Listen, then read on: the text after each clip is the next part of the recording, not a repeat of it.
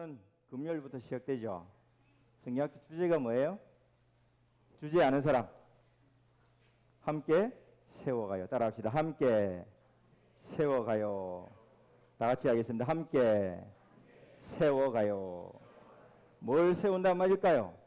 다 같이 뭘 세운다는 거죠? 그렇죠. 교회를 세운다는 거예요. 교회를. 자, 그러면 교회가 뭘까요? 빨간 벽돌로 지어진 이 건물이 교회일까요? 이건 더 정확하게 말하면 교회당이에요. 예배당이야. 건물이에요. 건물이지 교회는 아니에요. 우리가 흔히 교회라고 말하지만 사실은 교회당이죠. 그러면 교회가 뭘까? 교회는 하나님께서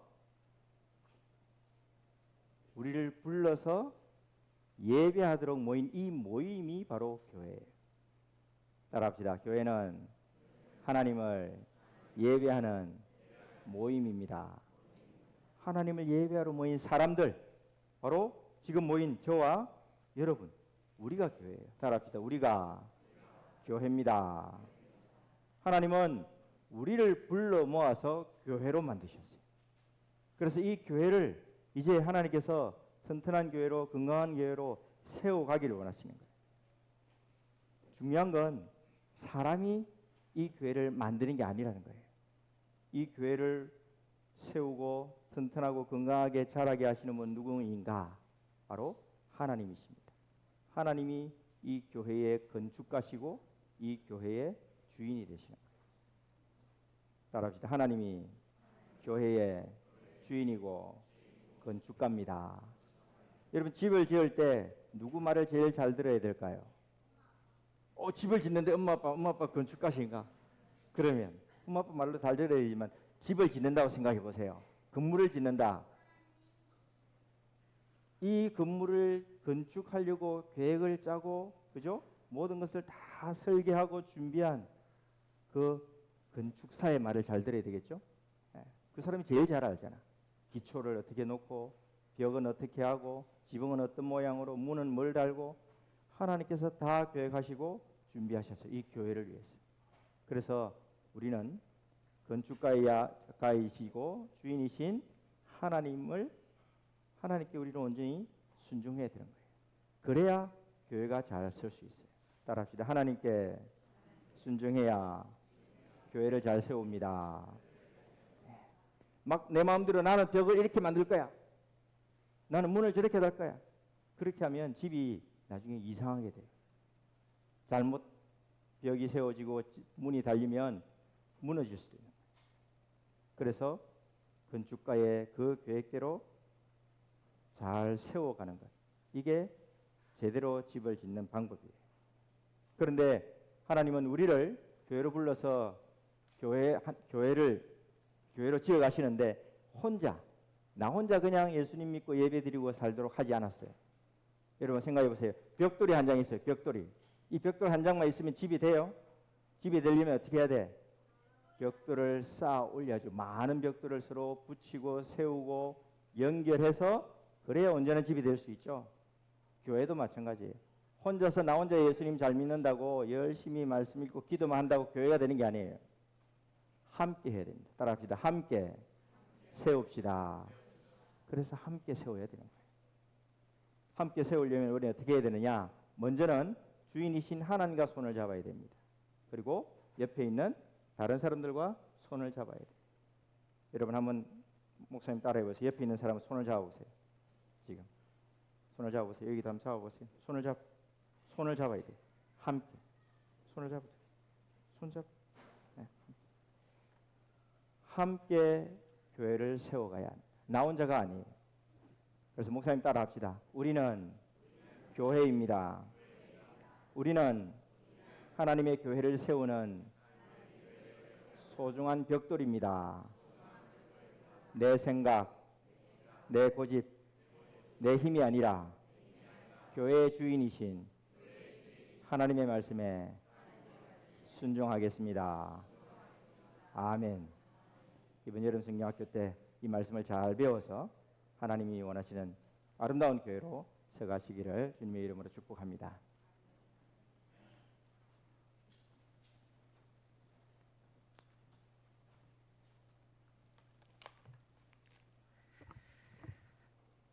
여러분 이번 여름 성경학교 주제가 뭐라고요?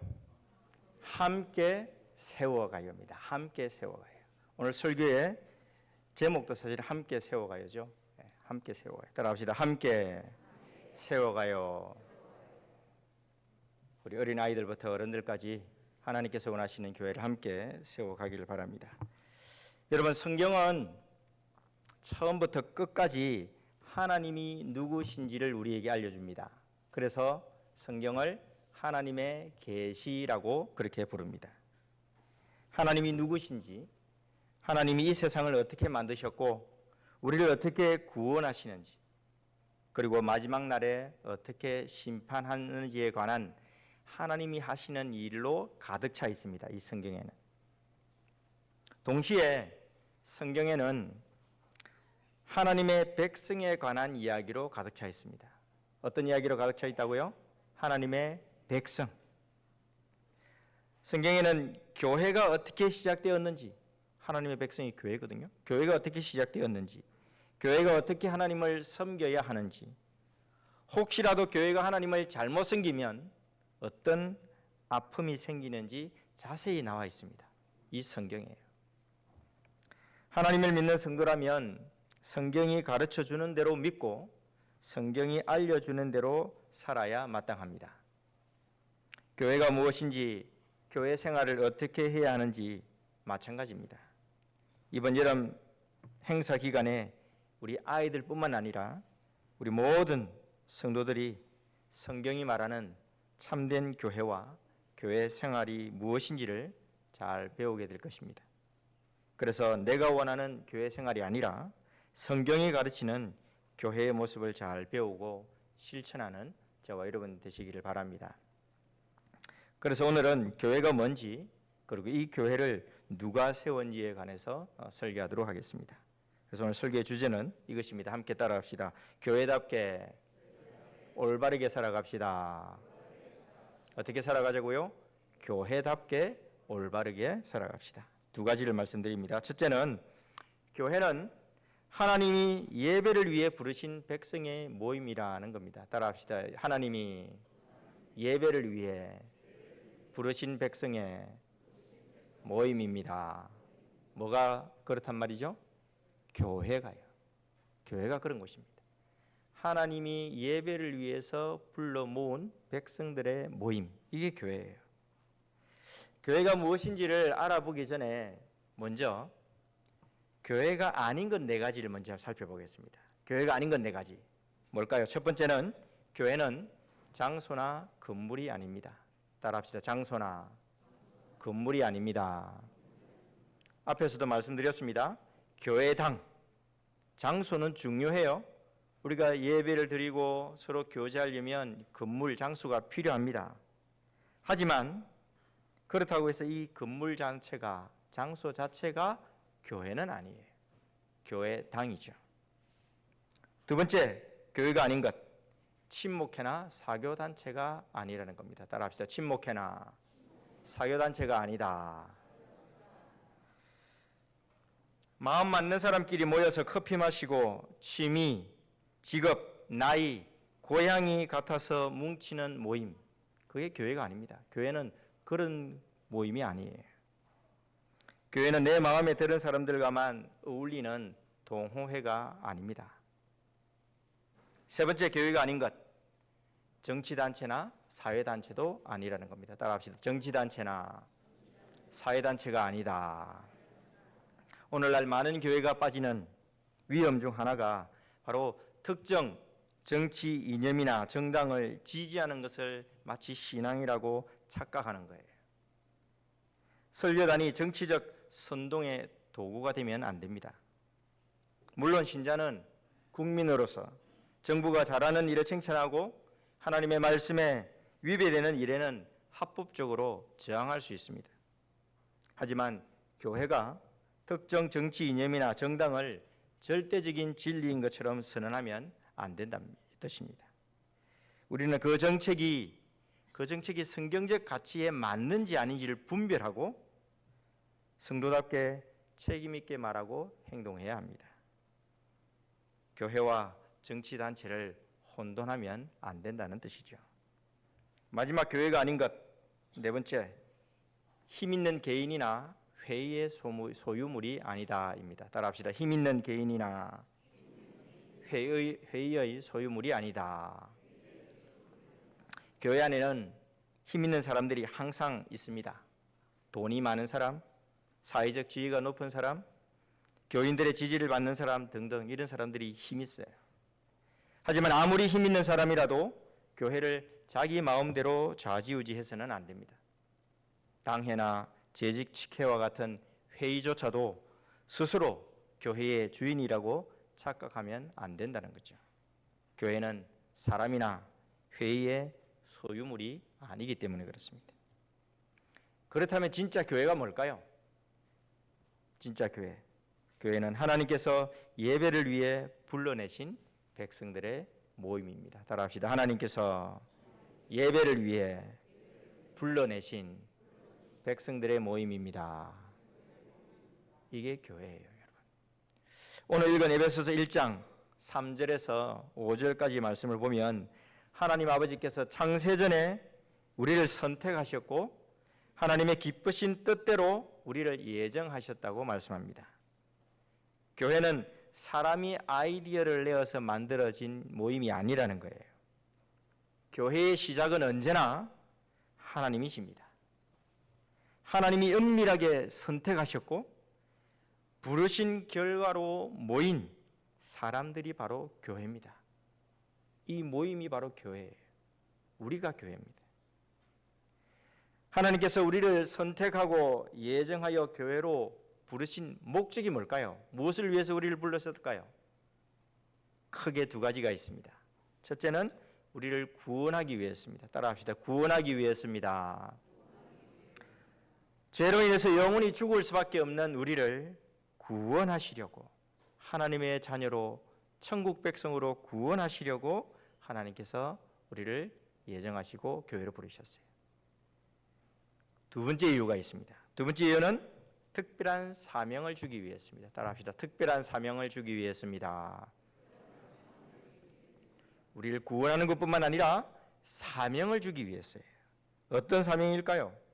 에베소서 1장 5절과 6절을 여러분 다시 한번 봅시다. 5절과 6절 함께 읽습니다.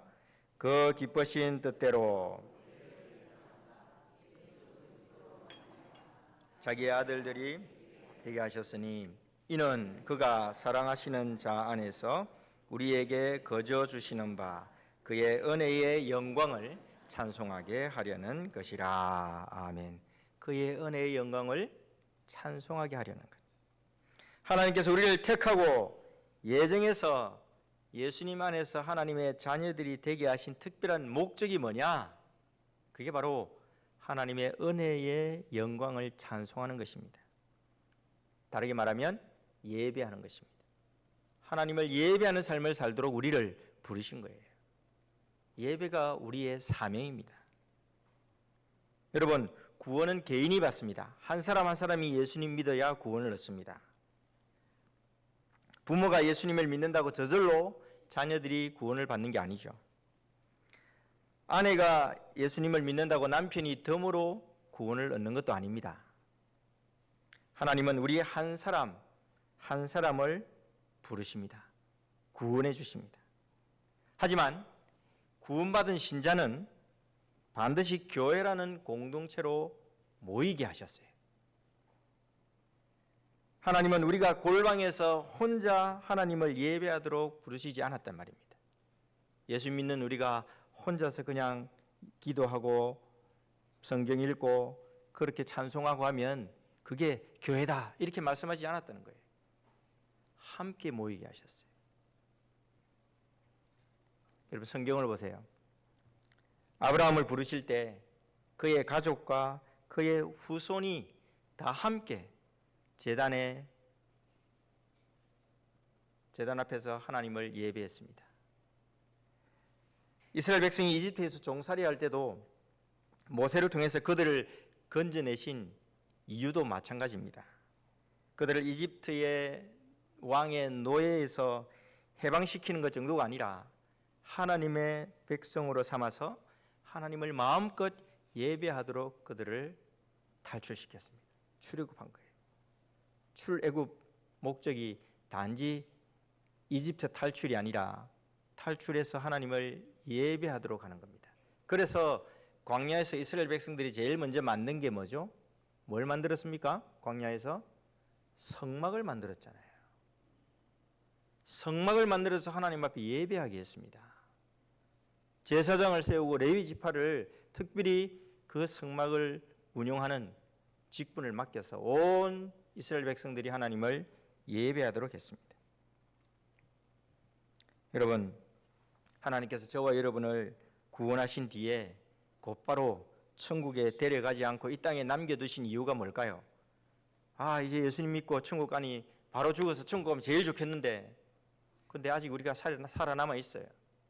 하나님께서 아직 우리를 살려두셨어요. 왜 그랬을까요? 함께 모여서 하나님을 예배하라고요. 함께 모여 하나님을 예배하는 것, 이것이 우리를 살려두신 가장 중요한 목적이고 사명입니다.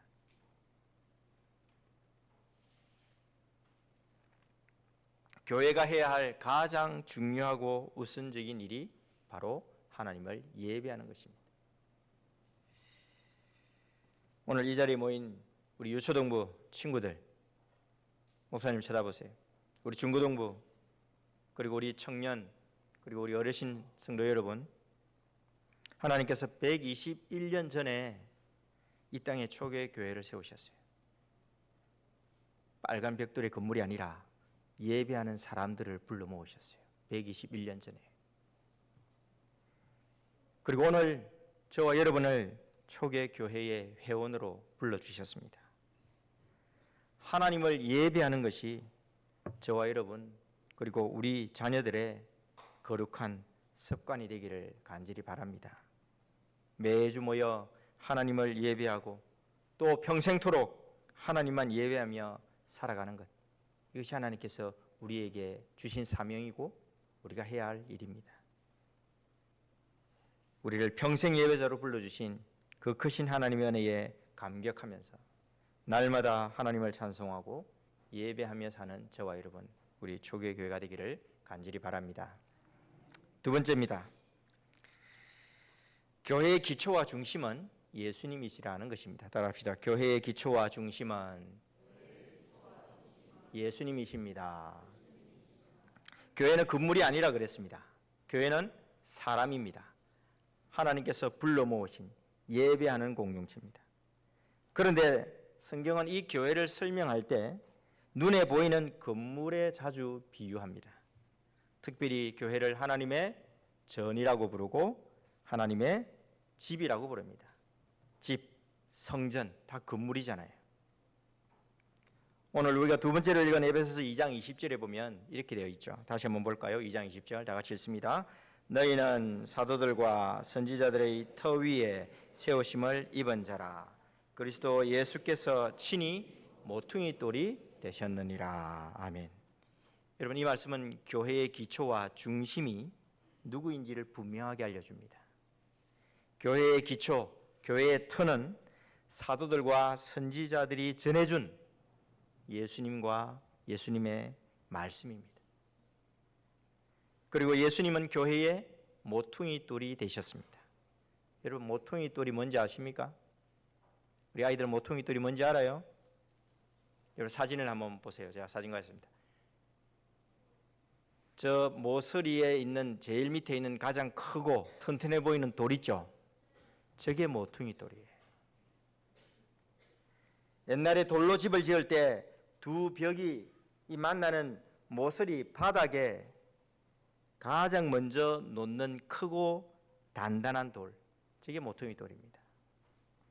이 돌이 기준이 되어서 건물 전체의 수평과 수직을 맞추는 거예요. 이 돌이 건물 전체의 무게를 지탱합니다. 모퉁이 돌을 어떤 방향으로 놓느냐에 따라 건물의 크기와 모양이 결정됩니다. 즉, 모퉁이 돌을 중심으로 돌을 올려 벽을 쌓고 벽과 벽이 연결되는 거예요. 그래야 안전한 튼튼한 건물이 됩니다. 교회의 시작점이 그리고 교회의 중심이 바로 모퉁이 돌이신 예수님이라는 뜻입니다. 여러분, 교회는 즐겁고 재미있어야 합니다. 하지만 재미있다고 해서 교회가 다 되는 건 아닙니다. 예수님이 모임의 기초가 되어야 참된 교회입니다. 예수님의 말씀을 기초로 모일 때 우리는 세상이 줄 수 없는 하늘의 기쁨을 누릴 수 있습니다. 예수님의 말씀을 중심으로 모일 때 우리 믿음이 자랄 수 있습니다. 아무리 친한 신자들끼리 모여도 말씀의 기초가 없고 예수님이 중심에 계시지 않으면 세상의 계모임이나 동창회와 별 다를 바가 없죠. 그 순간에는 재밌을지 몰라도 우리 신앙은 제자리 걸음입니다. 예수님이 중심이 되지 않는 모임은 아무리 사람이 많이 모여도 하나님이 거기 계시지 않습니다. 하나님이 계시지 않으니 교회가 아닌 거예요. 과거 유대인들이 성전에 모여 예수님이 아니라 자신들의 장사 속을 채울 때 성전에서 예수님이 어떻게 하셨습니까? 장사는 그들의 상을 다 뒤집어 엎어버렸습니다. 예수님께서 그렇게 화를 내신 적이 없었어요. 예수님 중심 아닌 사람이 중심이 되는 교회를 예수님이 가장 싫어하신다는 뜻입니다. 성경 역사나 교회 역사를 보면 예수님이 아니라 사람이 중심이 될 때 큰 문제가 생겼습니다. 대표적인 교회가 바로 고린도 교회죠. 그들은 교회 안에서 바울파, 아볼로파, 게바파로 편을 가르고 예수님이 아닌 사람을 중심으로 모였습니다. 사람을 중심에 두는 순간 교회는 내 편, 네 편으로 갈라졌습니다. 갈등과 다툼이 생겼습니다. 사탄이 교회를 뒤흔들었습니다. 전에 제가 사역했던 교회에 이런 비슷한 일이 있었습니다. 선한 사업을 위해서 쓸 자금을 모금하기 위해서 선교회에서 물건을 팔았어요. 취지는 참 좋았습니다. 그런데 시간이 지나면서 예수님을 기억하고 예수님의 사랑을 나누는 것은 뒷전으로 하고 마른 미역 팔고 멸치 팔아 돈 남기는 이 장사가 중심이 돼버린 거예요. 그러다 보니 누가 많이 팔았네, 누가 적게 팔았네, 이런 말로 서로 마음이 상하고 결국 서로 다투게 되었습니다. 예수님을 중심에 두지 않으면 이렇게 아무리 선한 의도로 섬기고 봉사로 모여도 갈등과 다툼으로 이어지는 일들이 종종 일어난다는 거예요. 여러분, 아무리 좋은 목적으로 모여도 예수님이 중심에서 밀려나면 하나님의 은혜가 머물지 않습니다. 친목도 좋고 선한 사업도 좋지만 그것 때문에 성도 간의 마음이 상하고 싸우게 되면 안 하느니만 못하죠. 교회는 철저하게 예수님 중심으로 모이고 움직여야 합니다. 오늘 우리는 누구를 중심으로 모였습니까?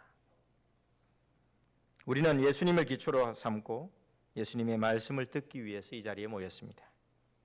공예배와 기도회뿐만 아니라 유초동부, 중고동부, 실로암 대학 청년부 모임, 모든 모임이 오직 예수님이 중심이 되어야 합니다. 그렇지 않으면 그 모임은 교회가 아닌 거예요. 구역 모임이나 남녀 성교회 모임도 예수님과 그분의 말씀이 중심이 되어야 합니다. 그것이 하나님이 기뻐하시는 진짜 교회의 모습입니다. 우리 초기 교회의 모든 부서와 모든 모임들이 예수님을 모퉁이 돌로 삼고 오직 예수님의 말씀 중심으로 모이기를 바랍니다. 그래서 하나님이 친히 거하시고 하나님의 은혜가 풍성한 거룩한 초기 교회, 예수님이 기뻐하시는 건강한 초기 교회가 되기를 간절히 소망합니다. 사랑하는 성도 여러분, 이번 여름 성경학교 주제가 뭐라 그랬죠? 함께 세워가야 합니다. 우리가 해야 될 일은 교회답게 올바르게 살아가는 겁니다. 교회는 건물이 아니라 하나님이 창세전에 택하셔서 예외자로 부름을 받은 바로 저와 여러분입니다. 예수님 중심으로 모인 우리가 진짜 교회입니다. 교회의 기초가 오직 예수님이십니다. 우리는 서로 많이 다르죠. 성격도 나이도 취향도 은사도 다 다릅니다. 하지만 하나님께서 우리를 초계 교회로 묶어 주셨어요. 그러니 나 혼자 편안하게 믿는 신앙생활에 머물지 마시고 사람 중심으로 모이지도 마시고 하나님이 묶어 주신 초계 교회 안에서 다른 성도들과 함께 예수님 중심으로 예수님 말씀을 기준 삼아서 더 아름다운 초계 교회로 올바르게 세워가기를 바랍니다. 이번 성경 학기를 통해서 우리 모두 하나님을 온전히 예배하는 참된 예배자로 바로 서고 우리 아이들과 어른들까지 오직 예수님만 주인 삼는 건강하고 튼튼한 초계 교회로 성장하기를 주님의 이름으로 축복합니다. 아멘.